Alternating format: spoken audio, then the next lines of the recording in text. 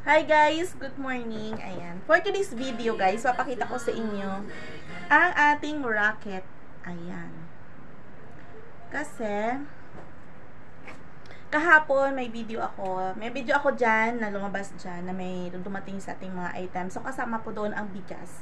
Ngayon, ang mga kasama ko ay, lahat kami kasi dito, aambag-ambag kami for the ulam and for the food.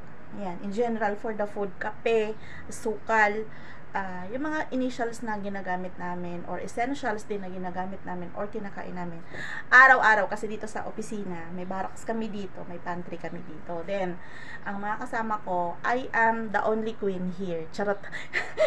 Ako lang po ang babae dito. Ang mga kasama ko mga babae nasa terminal sila. Grabe, ang laki ng braso ko guys. So dahil dyan, I am the queen. Charot.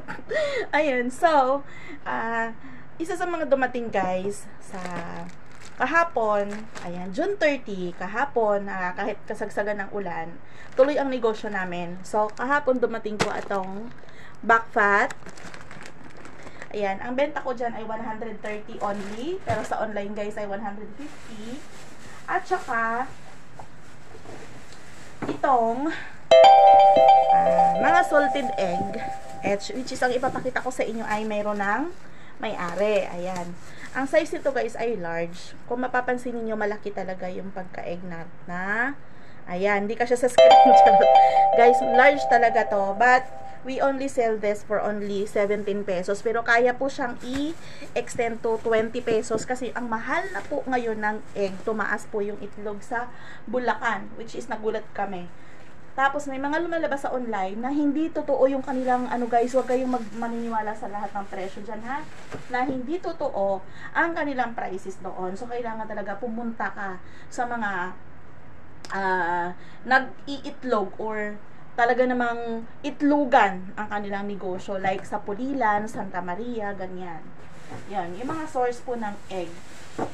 Meron din sa San Rafael, Bukawi, meron din yan. But kailangan po pupuntahan ninyo. But Pulilan po is Pulilan po ay alam ko talaga yung pinakasentro in Santa Maria, no?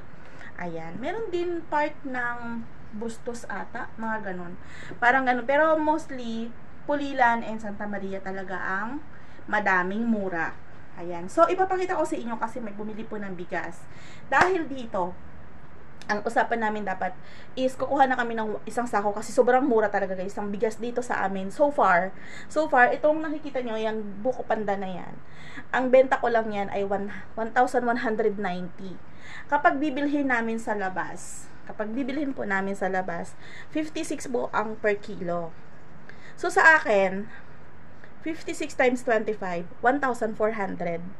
Ililest natin ang 1,190 sa 1,400 less 1,190, that is mali ang pindot ni Inday,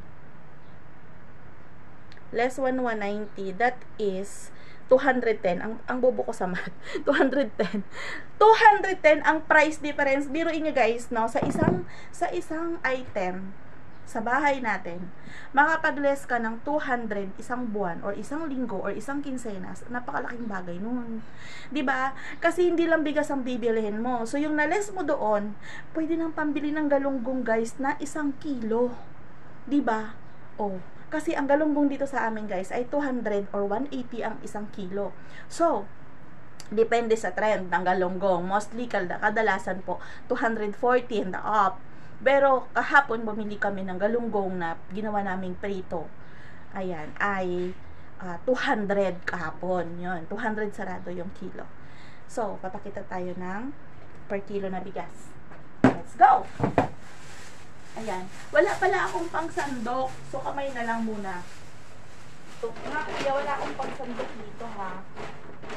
Ayan, so, tansya-tansya. Pero may kilohan kami guys.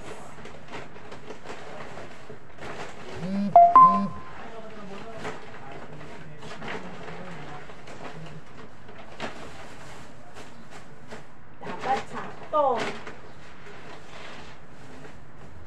Charan! Alapad pa ng likod ko. Ayan. ano ko na po, nalagay ko na dito, and then ikikilo na natin. Dapat pala may plato ako. Ayan, oh, sakto yung kilohan ko ha. Ito guys, ang kilohan ko na to. Kilohan po to ng kasoy nuts. So before, nagsisell ako ng kasoy nuts, hindi ko siya natuloy kasi ang binibigay sa akin ng supplier ko is liit and maninipis yung pagiging nuts niya. So, itinigil ko muna and then tumaas yung presyo nun. So, parang hindi na makatarungan. Alam mo naman si Inday, pagka gano'n na parang napiperwisyo ko yung mismo sa sarili ko, hindi ko matanggap. Hindi ko talaga tinutuloy. So, saka na tayo kapag bumaba na yung kasoy. Ngayon, tumaas ang kasoy guys. Ayan.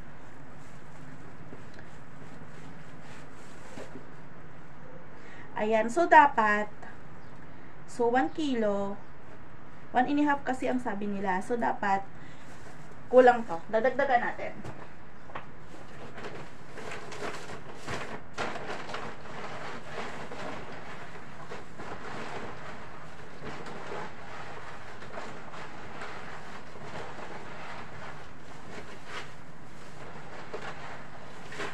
Ay, tatapon sayang. Hulog.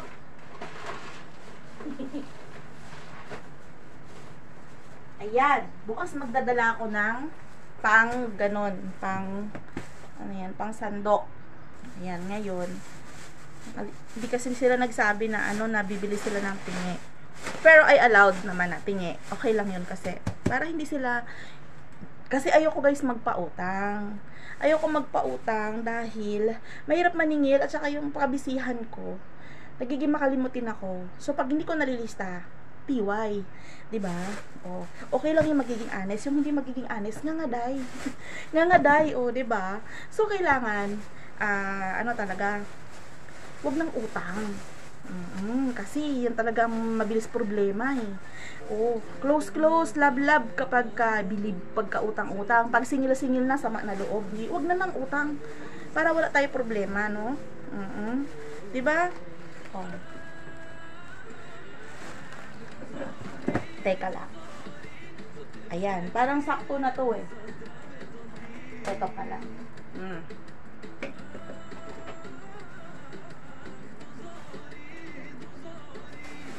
Ayan.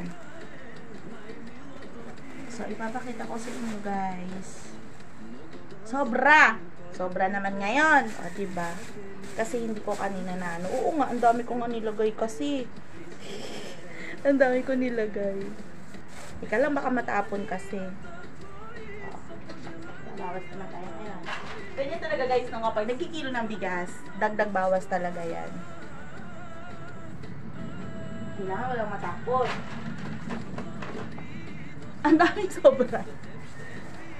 Sabi ko nga parang 2 kilo na talaga yung kinandok ko eh. So almost 2 kilos guys ang kinandok ko. Ayan, kulang. Sobra pa. Sobrang daming sobra. Malulugi si Inday. Huwag ganon.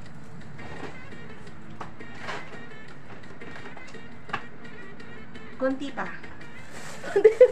Kunti pa guys. Kunti pa. Ayan. Oh. Diba? Oh. Oh, ayan. Sakto na. Diba? So, hindi na kayo lugi dito, ha? Hiruin mo guys, kung mapatak ang kilo nito, 48 pesos lang. 48 pesos per kilo. Ang laki ng diferensya, diba? Kasi kapag bibilihin nila sa labas, 56 pesos. Diba? Ang laki-laki ng na-save mo dito sa bigas ko. Ano pang hinihintay mo? Bumili na kayo. Diba? So, sa mga taga-Pasay na gusto pong makamura ng bigas, nandito lang po kami sa may Chapel Road, sa may San Valley Drive. Dito sa may Baltaw na tinatawag. Ang Baltaw kasi guys is malaking covered niyan. Pag sinabi mo kasing Baltaw, harap po yun ng Terminal 2. So, kapag ikaw ay taga Malibay or malapit ka sa Baclaran, Pildera, or malapit ka sa Terminal 4, Terminal 3, Terminal 1, Terminal 2, ayan, nandito kami sa sentro. Harap talaga kami ng Terminal 2.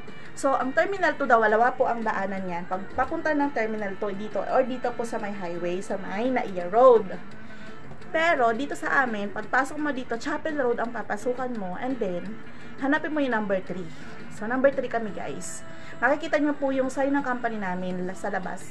Eto, makikita nyo po yan. Merong signage. Or ipin po ninyo sa Google Map ang Lexit. Makikita nyo na po yan. Nandun po kami. And pwede po kayo mag-park para magbili. Lalabas lang po ako. Ayan. So, comment and PM. Ayan. So, ito guys, pinapa-pre-order ko to kasi dalawa lang as sample lang kasi ang sabi ko, kumuha lang siya ng sample and para makita lang ng ano na kung ano talaga yung quality ng aming paninda. So, sobrang quality yan guys. Makikita nyo yung kapal ng chicharon, yung lutong. Ayan, sobrang panalo dyan. Nakakapaglaway. Diba? Nakakapaglaway. Ayan. So, that's all for today guys, ang ating racket for today's video. So, alam nyo na, busy na naman si Inday. Oh. Pero, ang desat natin, kumakareer guys, nasa suporta. Hindi yan nakakalimot. It's rolling and running till end ng video nyo. Ayan. Magtitinda na ako doon ha. That's all for today ha. Salamat sa panonood, sa pagtsatsaga nyo, panonood, sa tapos ng harang ko dyan, sa hindi skip ng aking harang. Maraming salamat. Sa Team Melody Aban, maraming salamat. God bless you all guys. Of course, sa Team Borniball dyan, hello admin. Sobrang maraming salamat po sa inyo dyan. And shout out naman sa mga nagla-live dyan. Mamaya na ako papasok sa inyo. Tatapusin ko muna yung trabaho ko. And see you ng 11 AM. Baka makapag-live ako. Bahala na si Batman. Tapusin ko muna yung trabaho ko. And that's it. Okay po. Bye-bye! God bless you all guys.